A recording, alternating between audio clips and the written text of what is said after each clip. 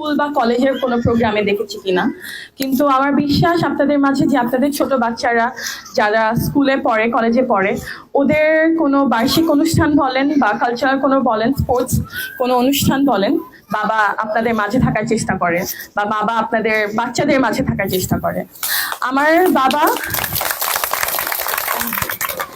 বাবা একজন শিক্ষক মানুষ, তো আমার বাবার খুব ইচ্ছা সে এই শিক্ষার আলোটা যাতে প্রত্যেকটা ঘরে ঘরে নিয়ে যেতে পারে। আমি ওইদিকে আমার আপুদেরকে, বোনদেরকে, মা বোনদেরকে বলছি, আপনাদের যে বাসায় ছোট ছোট মেয়েরা আছে, মেয়ে ছেলে সবাইকে আমার বাবার পরিকল্পনা এটাই যে তারা যাতে ইকুয়ালি, একটা ছেলে একটা মেয়ে ইকুয়ালি যাতে শিক্ষা গ্রহণ করতে পারে।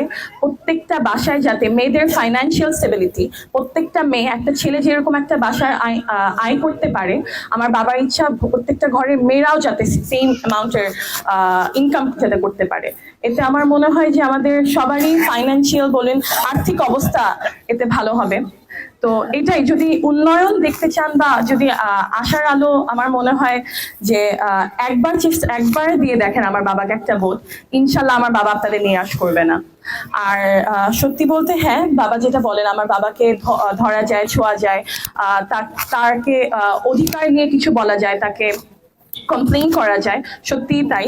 আমার বাবা আপনাদের মাঝেই গড়ে উঠেছে, আপনাদের মাঝেই বড় হয়েছে।